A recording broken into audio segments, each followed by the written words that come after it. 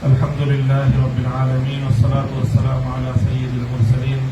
وعلى آله وأصحابه أجمعين أما بعد أعوذ بالله من الشيطان الرجيم لقد أرسلنا رسلنا بالبينات وأنزلنا معهم الكتاب والميزان ليقوم الناس بالقسط দুনিয়াতে আল্লাহর কোরআন এসেছে দুনিয়াতে হযরত মুহাম্মদুর রাসূলুল্লাহ সাল্লাল্লাহু আলাইহি ওয়াসাল্লাম এসেছেন সমস্ত নবীগণকে আল্লাহ পাঠিয়েছেন মৌলিক একটা উদ্দেশ্যে পৃথিবী বৈষম্যহীন এক সমাজ গড়তে কাজে আজকে বৈষম্যের বিরুদ্ধে যে ছাত্ররা মাঠে নেমে এসেছে যে ছাত্র জনতা আমি মনে করি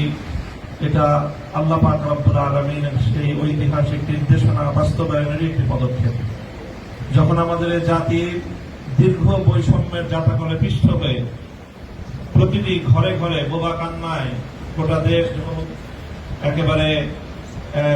একটা কঠিন গঙ্গানির শব্দ প্রতিটি ঘর থেকে আসছিল সেই সময়ে যখন কেউ কথা বলার সাহস পাচ্ছিল না সেই সময়ে ছিল তরুণ ছাত্র জনতা তারা জেগে উঠেছে বৈষম্যের বিরুদ্ধে তাদের এই জাগরণ আজকে গোটা বাংলাদেশের প্রতিটি মানুষের হৃদয়কে আন্দোলিত করেছে প্রতিটি অভিভাবক নেমে এসেছে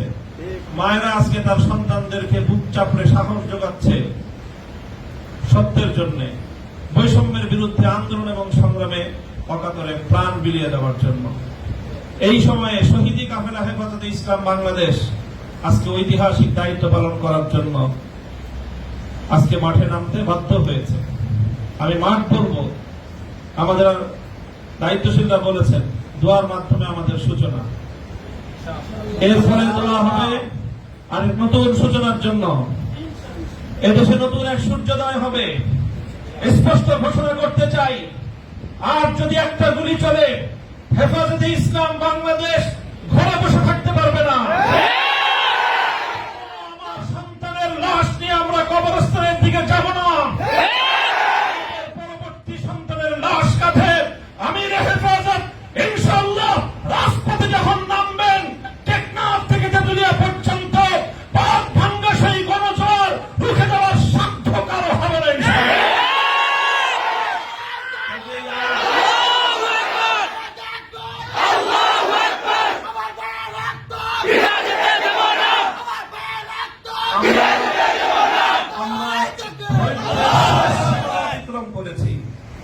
পরিস্থিতি এভাবেই যদি চলতে থাকে আর যদি আমাদের দেশের জনগণের নিরাপত্তার দায়িত্বে নিয়োজিত আইন শৃঙ্খলা রক্ষাকারী বাহিনী বুলেট যদি আর বন্দুকের নল থেকে আরেকটি বুলেট ছুড়ে তাহলে বাংলাদেশের পরবর্তী গণ অভ্যুত্থান অবশ্যম্ভাবী হবে সে অভ্যুত্থান রুখে দিতে কেউ পারবে না আমরা আল্লাহ পাক রব্বুল আলামিনের কাছে দোয়া করব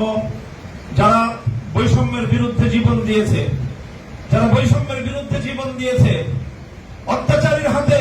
যাদের প্রাণ গিয়েছে তারা নিঃসন্দেহে শাহাদাত বরণ করেছে কাজেই সেই শহীদদের আত্মার মাগফিরাত শুধু নয় বরং শহীদদের শাহাদাতের কবুল হওয়ার জন্য আমরা দোয়া করব আল্লাহর কাছে এবং সেই শহীদদের উসিলায় আল্লাহ যেন আমাদের আগামী প্রজন্মকে এভাবে সকল বৈষম্য জুলুম অবিচার অন্যায়ের বিরুদ্ধে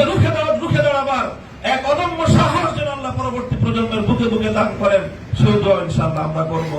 আখিরু দাওয়ানা আলহামদুলিল্লাহি রাব্বিল আলামিন।